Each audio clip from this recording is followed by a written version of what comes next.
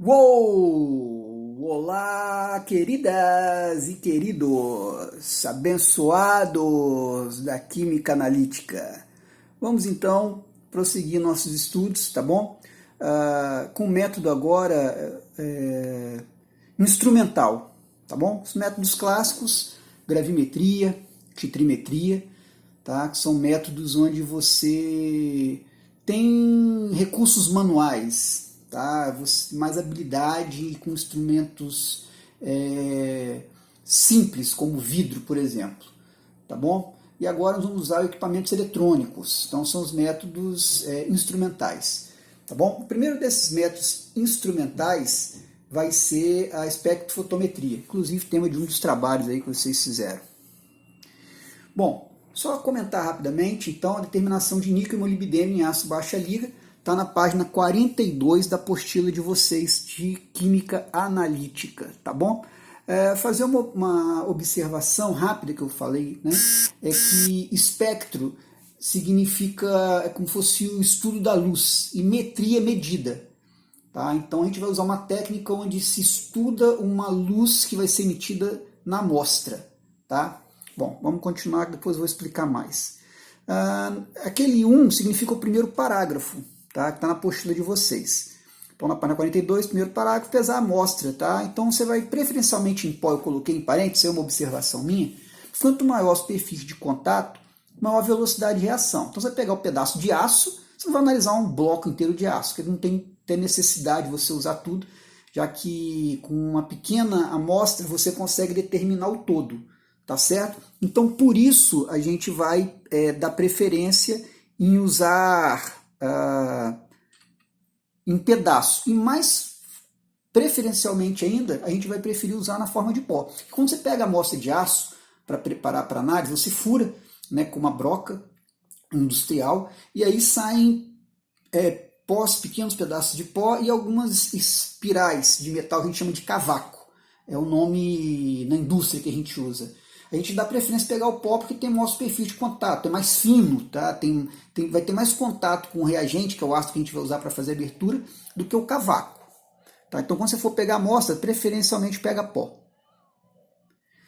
E aí, segundo parágrafo, manda adicionar 30 ml de ácido sulfúrico, 20% na chapa quente.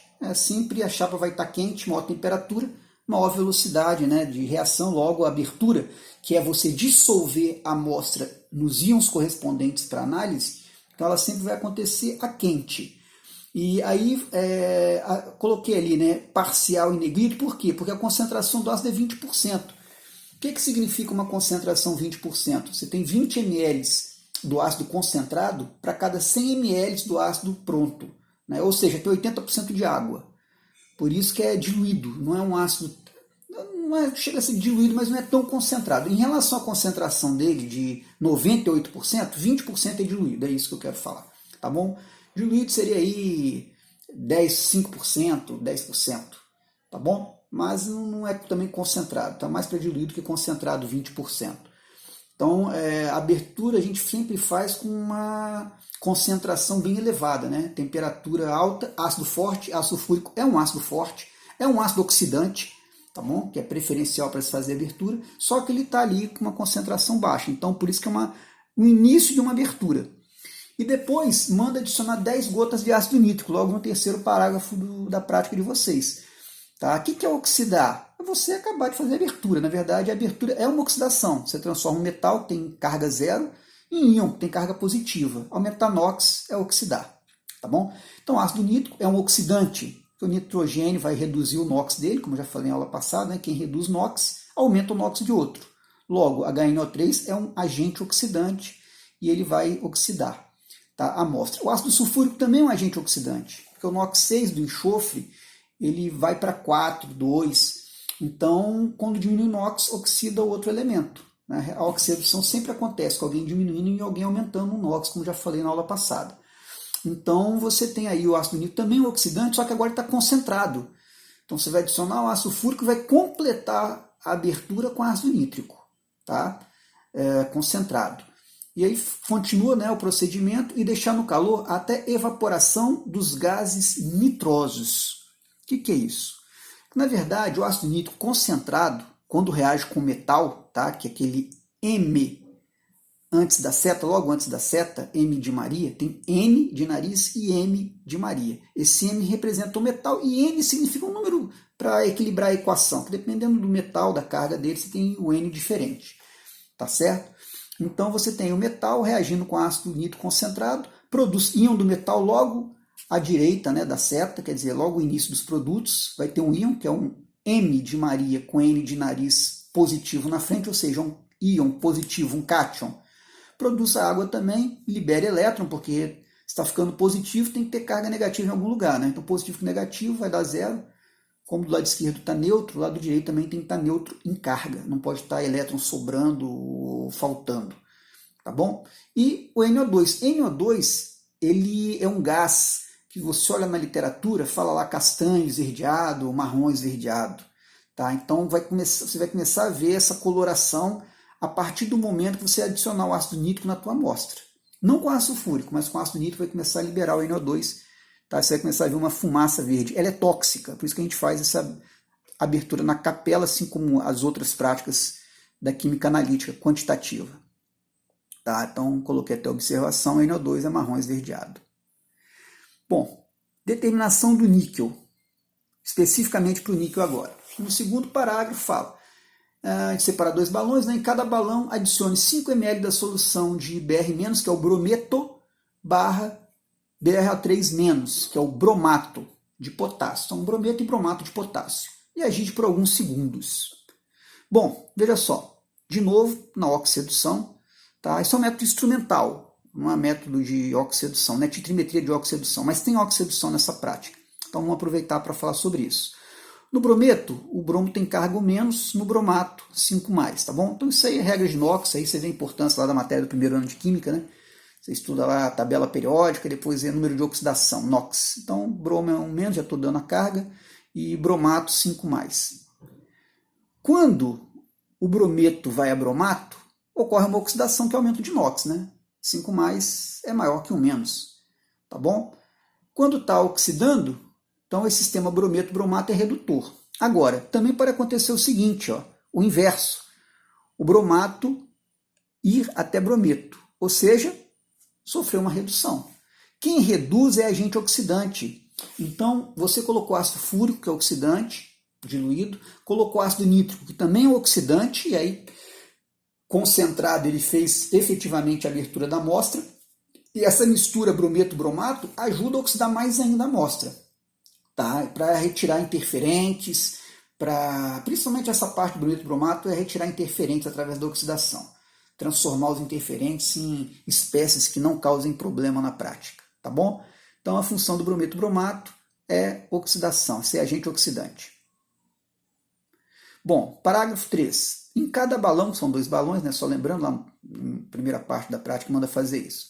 Adicione 10 ml de solução de citrato de amônio e agite. Tá, e o que é o citrato de amônio? Bom, o citrato de amônio, ato, é uma nomenclatura que deriva de um ácido, ico, com terminação ico. Então, por isso que eu peguei o ácido cítrico para mostrar para vocês, que é do ácido cítrico que sai o citrato de amônio. Está falando do ácido cítrico, um ácido orgânico, presente no limão, na laranja, tá certo? Um ácido fraco, né, como uma grande maioria dos ácidos orgânicos. E aí a gente tem um citrato, tá? A estrutura do citrato aí. Você vê que é um ânion grande. Ele é bom para quê? Para complexar, tá? Semelhante ao EDTA. Lembra do EDTA e faz uma comparação. Então o citrato é um ânion grande com 3 cargas negativas, mais os oxigênios, são 1, 2, 3, 4, 5, 6. 6 oxigênios, sendo que 3 oxigênios estão com carga negativa. Quanto mais negativa a carga, mais atrai íon. E o que a gente está analisando em química analítica quantitativa? Os íons positivos, né, especificamente. Que íon é átomo com carga elétrica. Tá? E os íons com carga elétrica positiva, os cátions, são objeto da nossa análise. No caso, aí, níquel e molibdênio, são 2 íons com carga positiva. E o níquel, então, tem 2 cargas positivas e vai ser fortemente atraído por essa estrutura aí. Bom, citrato de amônio vai ser o que, então? Um agente mascarante. Eu coloquei a definição de agente mascarante. Certas substâncias presentes em solução podem formar complexos com os íons metálicos. Né? Como eu falei, muita carga negativa, então fácil para atrair o positivo, no caso do citrato de amônio, que é um mascarante, é um exemplo de mascarante. e, como consequência, competir com a reação da titulação. Tá bom? São adicionados propositalmente para eliminar interferências. No caso aí, não só titulação, porque a gente não vai fazer uma titulação, mas a ideia do mascarante, o que é o mascarante? É a ideia que a gente tem no português normal. O que é uma pessoa mascarada? É uma pessoa que usa como se fosse uma máscara, ela passa uma imagem falsa para as pessoas, né? Então, a mesma coisa, uma solução que foi mascarada. Quando você acrescenta o citrato de amônio, ele deixa solúvel substâncias que poderiam precipitar na tua análise, te atrapalhar. Então, eles deixam em solução, impedindo que elas interfiram na análise. Isso que é o mascarante. Então, elimina interferência. O mascarante ele sempre vai eliminar interferência.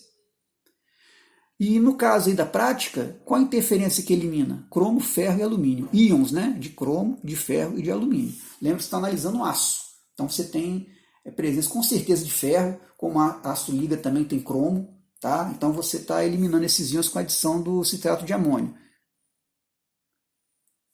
O citrato de amônio também tem outra função, a segunda. Primeiro, agente mascarante. Segunda, sofre hidrólise. E aí, a questão da química geral. Tá? Vocês estudaram lá hidrólise. O que é hidrólise? Hidrólise, no caso, salina, né? Porque hidrólise, lise é quebra, hidroágua. Então você tem a água quebrando uma substância. No caso, uma hidrólise salina, porque o citrato de amônio é um sal e vai ser quebrado pela água, formando uma base, tá bom? E essa base, ela vai aumentar o pH da solução, tá? E isso vai ajudar a reação da dimetildoxima, que é o agente específico da reação, para níquel. Dimetildoxima se reage porque tem níquel presente. Isso é a grande vantagem, como comentei com vocês. Reagente seletivo é quando você tem reagente que pode reagir com um grupo de reagentes. O específico é melhor, que só reage com um tipo.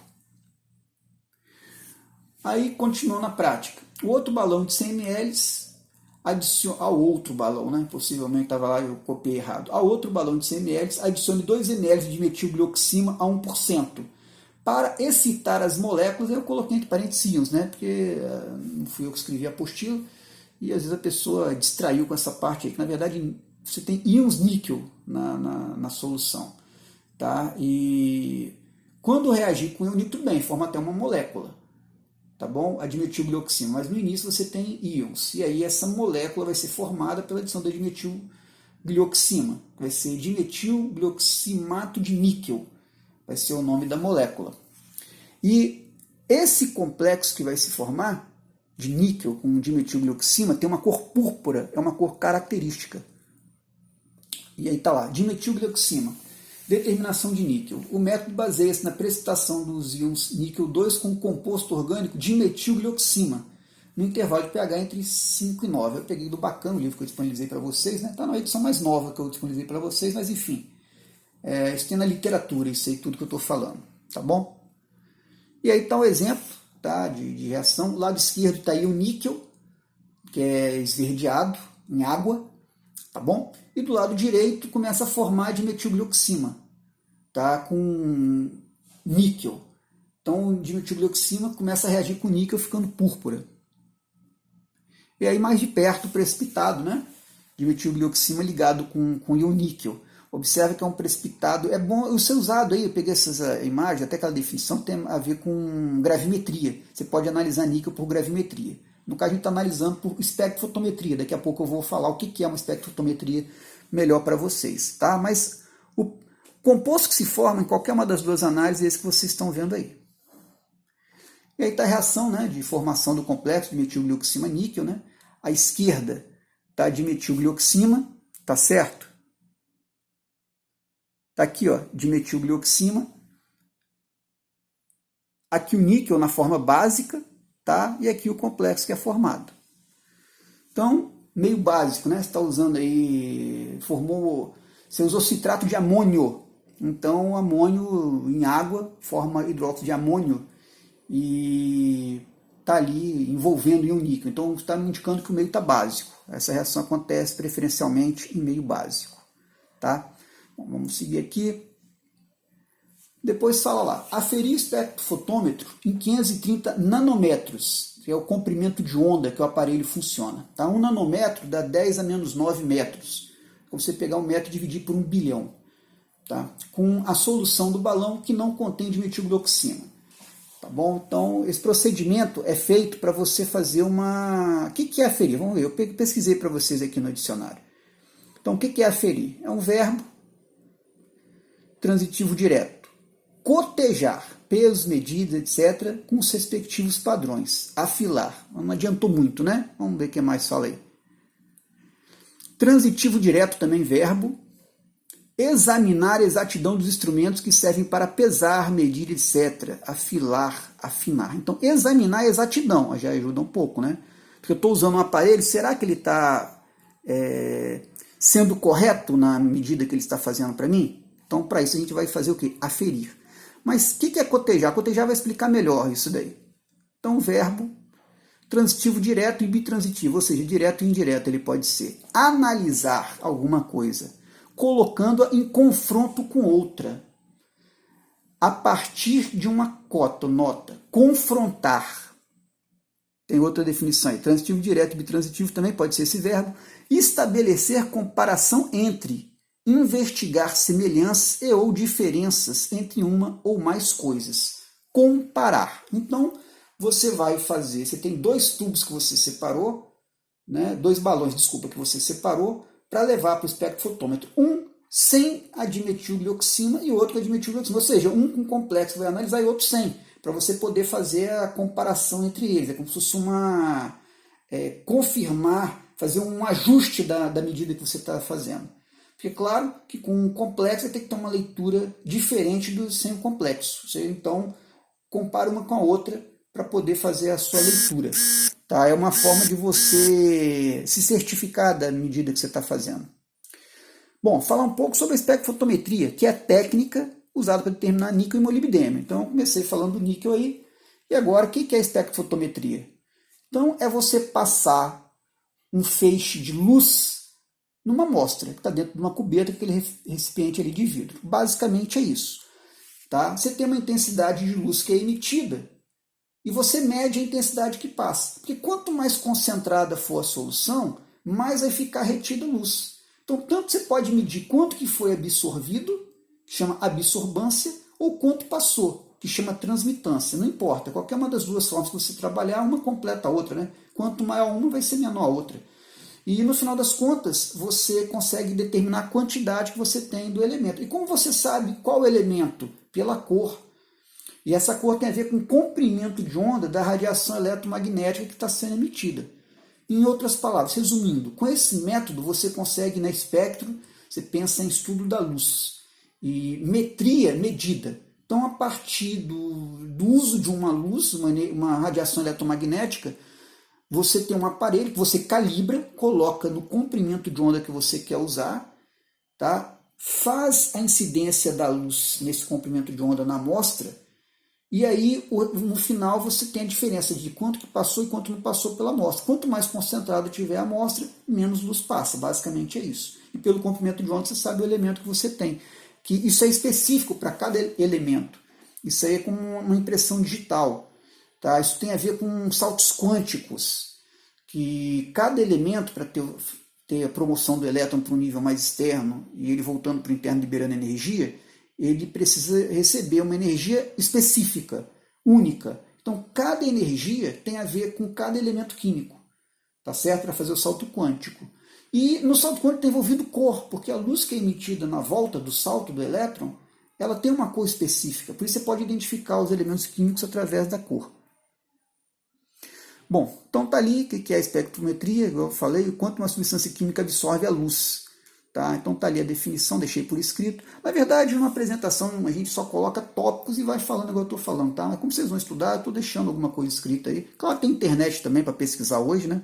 Hoje com a internet você pode achar o que você quiser. Eu fiquei o dia quase todo hoje só pesquisando imagens, você tem uma ideia, para botar para vocês aí. Essas poucas imagens aí eu pesquisei bastante para poder selecionar imagens que tem a ver e que fossem boas.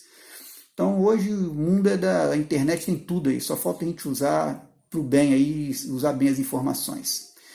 Então, o princípio básico, cada composição absorve ou transmite luz em uma certa amplitude e comprimento de onda. Assim, a medida também pode ser usada para medir a quantidade de uma substância química conhecida. Como eu falei com vocês, né?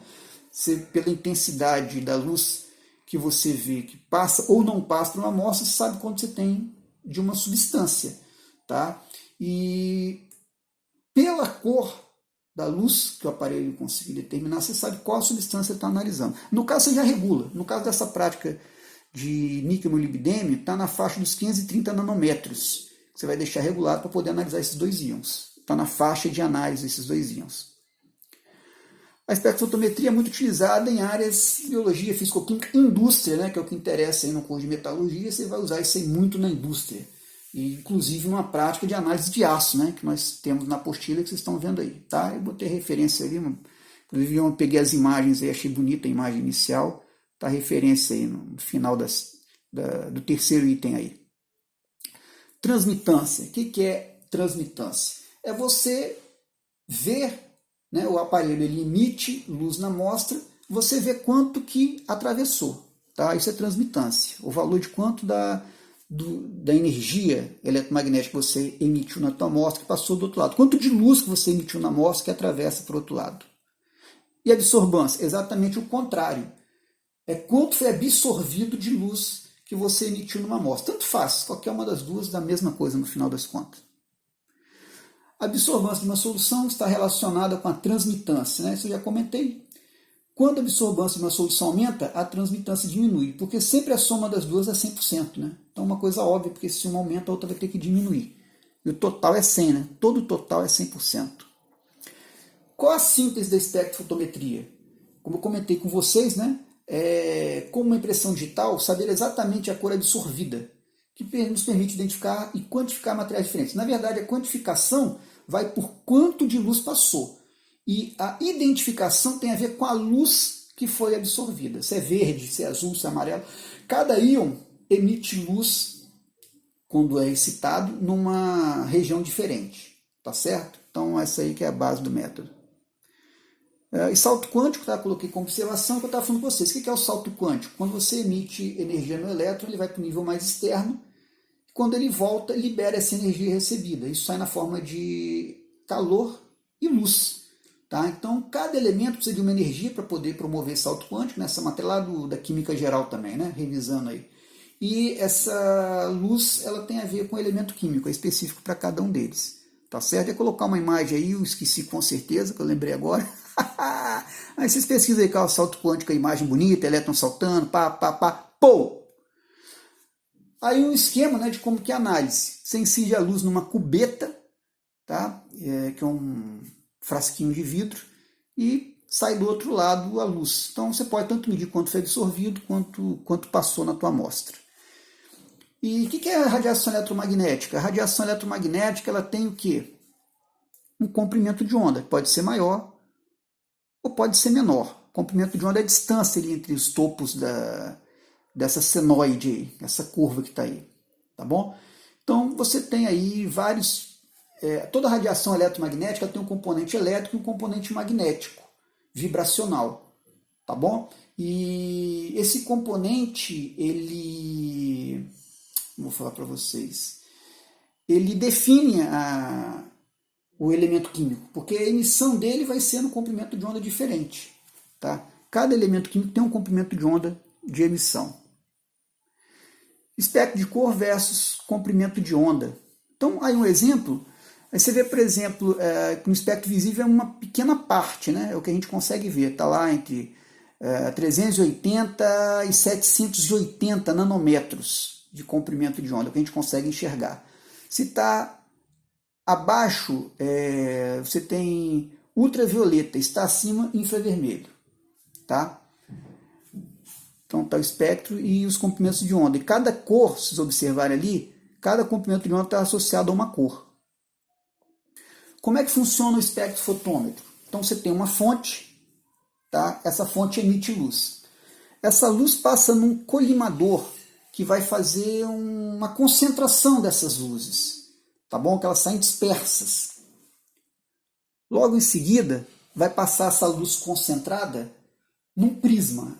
E essa luz vai fazer o quê? Vai se refratar, vai se decompor, porque você tem o fenômeno da refração, da reflexão, tá? Que elas ocorrem juntas. Sempre quando a luz incide no material, você tem uma reflexão e tem uma refração. Na refração ocorre a decomposição da luz, porque a luz é formada por várias outras luzes, vamos dizer assim. Então a luz branca, por exemplo, é a soma de todas as outras cores que você vê no arco-íris. Tá? Por isso, quando você passa a luz do sol numa caneta, você vê que forma um arco-íris, que é a decomposição da luz, é a refração que acontece. Tá? Então passa num prisma, depois passa num filtro, porque aí eu vou fazer o quê? Eu vou deixar passado todas aquelas cores que você está vendo ali, só a cor que me interessa analisar. Aí passa numa cubeta, a luz no comprimento de onda que me interessa, que serve para a minha análise, que é específica para o elemento químico que eu quero determinar. Depois você vai ter o quê? O detector, né? Vai estar recebendo essa luz que ultrapassou, porque eu estou falando, você trabalha com transmitância ou absorbância, tanto faz. O que passar você analisa. E depois gera um resultado para você poder fazer a leitura da tua análise. Tá? Então assim funciona o espectrofotômetro. Aí está o exemplo da cubeta de quartzo, que usa lá no laboratório. A cubeta de vidro, que para essa prática seria mais ideal, inclusive, do que a de quartzo. A de quartzo é para um comprimento de onda maior do que a gente usa. Para o visível, a cubeta de vidro é mais adequada. É preciso ter cuidado ao manusear as cubetas. Por quê? Você vai colocar a mão, por exemplo, na cubeta, tem óleo, oleosidade na nossa mão. Isso é sujar a cubeta. Você está analisando luz que incide na cubeta e que atravessa. Se você deixa marca de gordura na cubeta, menos luz passa, então você vai mascarar a tua análise. Tá? E aí, como eu falei, é muito importante não tocar na superfície, tá? Então tá ali a questão do cuidado. Esses dois itens aí tem a ver com isso daí. Inclusive, quando você vai colocar líquido na cubeta, às vezes escorre. Então você vai ter um papel desses... parece lenço de papel. Você pega um lenço de papel, você enxuga a cubeta, você tem cuidado de pegar com lenço de papel a cubeta e tal. E muito mais cuidado para não deixar cair no chão e quebrar, né? Mas enfim, meus amigos, é isso aí. Tá com sono não, né? Vamos continuar, tá acabando essa bagaça aí. Branco, tá? Entre parênteses, que é o termo que se usa em laboratório, entre aspas, desculpa, é o termo que se usa em laboratório. O que é um branco? Quando você vai fazer uma análise, você, logo depois, você pega teus reagentes e faz análise sem colocar amostra, só com os reagentes. Por quê? Porque os reagentes, no caso, eles também absorvem a radiação que vai ser incidida na cubeta. Então você faz uma diferença. Você pega, faz análise sem reagente, sem amostra e com amostra, porque aí você tira a interferência dos reagentes nela, você desconsidera isso. Tá? Isso aí está na fórmula, você eliminar o resultado do branco do resultado da amostra. Tá? Isso daí é para você poder ajustar o resultado. Isso que é um branco. Fazer uma análise completa sem amostra e subtrair do resultado que você obtém com a amostra. Tá? Então tá ali, pá, beleza, bacana, você dá uma olhada depois, felicidade. E também para poder, o último item ali, tá, até bom lembrar, antes de você começar a medida, você faz o branco. Tá? Porque você ajustou no comprimento de onda, você faz para poder calibrar o aparelho. Tem essa função também, o branco nesse caso aí. Padrão de calibração. Quando for fazer a análise, se faz com uma amostra já que se conhece o resultado do níquel no molibdênio. Para quê? Para poder calibrar o aparelho. Então, quando a gente usa um padrão, que é uma substância que a gente já conhece o resultado dela, a gente consegue fazer o quê? Usar como calibração. Aferir o aparelho, lembra? A ideia de aferir? Comparar com alguma coisa conhecida. O resultado padrão serve para ajustar o resultado obtido. Quando você olhar a fórmula, vai estar lá um menos fator de correção. O que é o fator de correção? É calculado a partir de uma análise com padrão.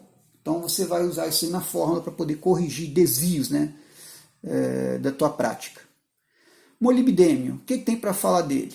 Então, segundo parágrafo, tá, adicionar, então fez o níquel, o molibdênio faz também, é o mesmo método de espectrofotometria, tá?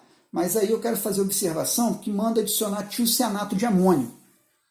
Tá? E para que é o tiocianato de amônio? Está ali a fórmula. Ele vai complexar o molibdênio para que possa ser analisado na espectrofotometria UV visível. que é essa daí que eu estou falando para vocês, tá? E por fim, manda adicionar 30 ml de cloreto estanoso a 10%.